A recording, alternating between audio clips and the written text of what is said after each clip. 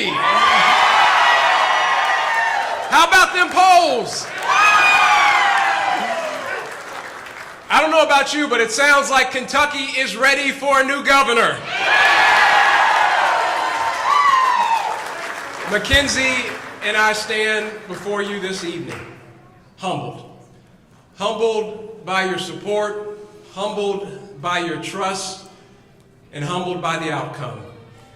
And so it is in that spirit I find myself saying for the first time tonight that I am honored to be the Republican nominee for governor of the Commonwealth of Kentucky.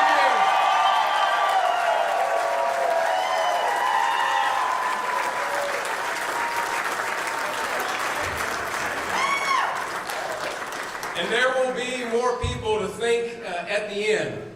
But I do just want to say thank you to the best campaigner I know, my wife, Mackenzie Cameron.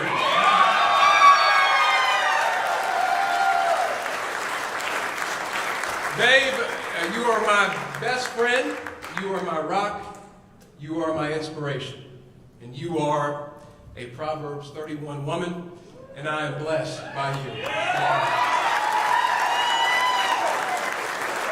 And let me just say, won't she make one heck of a first lady? Huh?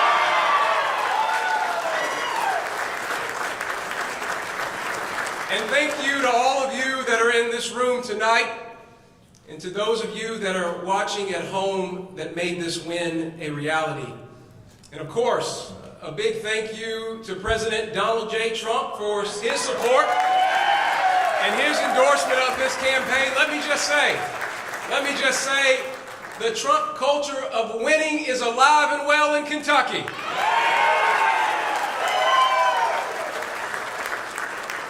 You and I together, we proved that no obstacle is too great, no barrier is too large when concerned and committed Kentuckians come together around a common purpose and vision rooted in ideals that have propelled this nation forward since its very beginning. Those ideals being faith, family, and community.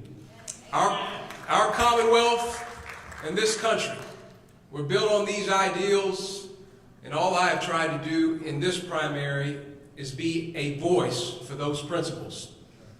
And this campaign has tried to embody the promise of America, that if you work hard and if you stand on principle, anything is possible.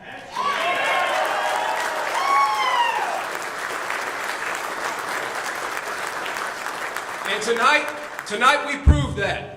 Tonight we proved that here in Kentucky, the American dream is alive and well, because here in Kentucky, you aren't judged by the color of your skin, but by the content of your character.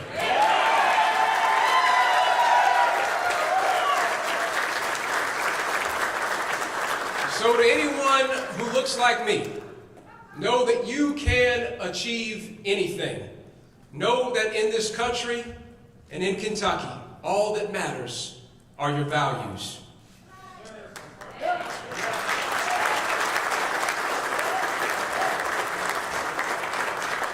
But I've got some disappointing news. Sadly, Andy Beshear wants you to believe that dream doesn't exist anymore. He wants you to believe that dream and those ideals are old-fashioned. The new religion of the left casts doubt on the greatness of America. They embrace a picture of this country and this Commonwealth that is rooted in division, that is hostile to faith, and that is committed to the erosion of our education system. Andy Beshear is resigned to live in a Commonwealth where violent crime is high and the workforce participation rate is low. He's content to preside over the abandonment of our inner cities and the desolation of our rural communities. Now, the governor, during this election, will try to take credit for things done by our Republican legislature. But no amount of window dressing will absolve him of his actual record. Our people are smart. The governor cannot pretend to have hit a triple when everybody else knows that he was born on third base.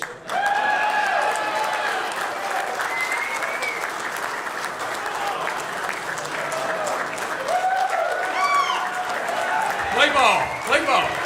That's right. Play ball. Since he has become governor, Kentucky has 27,000 fewer men and women working. Our workforce participation rate is lower than it's ever been. Violent crime runs rampant in our largest cities.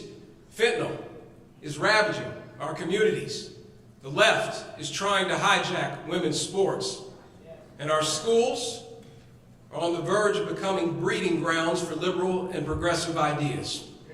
But rather than face these issues head on, this governor sits idly by. Rather than promote a culture of work, he told people to stay home for 2 years. And rather than create a culture of collaboration between the Kentucky State Police and local law enforcement, he's opted instead to sit on his hands and turn a blind eye to a statewide increase in crime. And rather than hold Joe Biden accountable for his failures at the southern border, he embraces the far left's open border policies. He vetoed legislation that would have stopped biological men from competing in women's sports.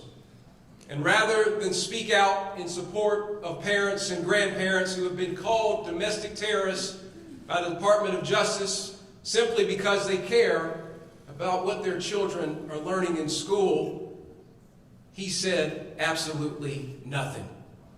I'm here to tell you tonight that a governor who will not speak out on these issues and who will not stand up for your interests has abdicated his responsibility to the Commonwealth and is not fit to lead it any longer.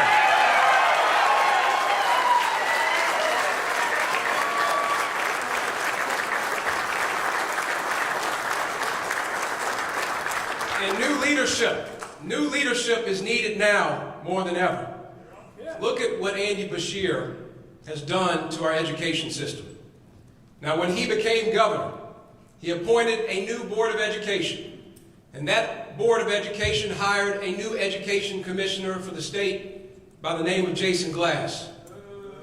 Now, Mr. Glass recently said that any teacher who expressed concerns about the gender ideology curriculum that's making its way into our schools, that teacher should find another job.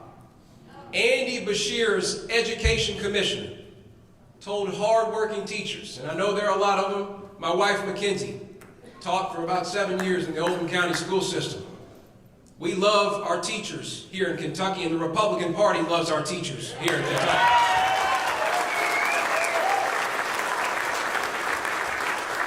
But Jason Glass said that those hard-working teachers got to find another job because they won't buy into the far left's ideology. Ladies and gentlemen, that's not the right answer. The right answer is that Jason Glass and Andy Beshear need to find another job, and we will help them do that in November.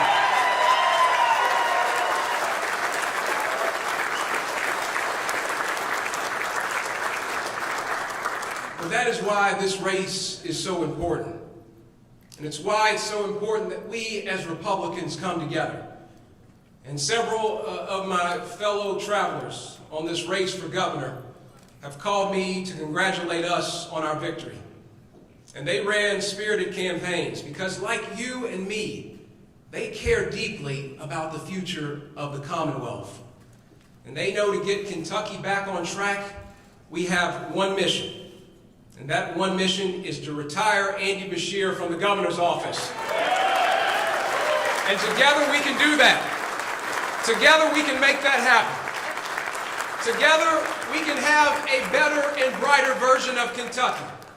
Together we can make sure Kentucky has a governor who stands up to Washington and against Joe Biden.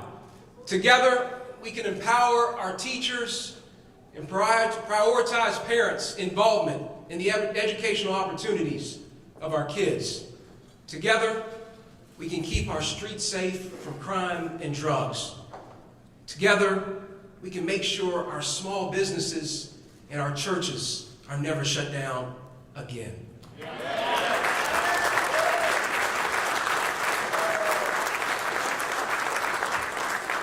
And together we can make sure that Andy Beshear is a one-term governor. Let's go win this thing.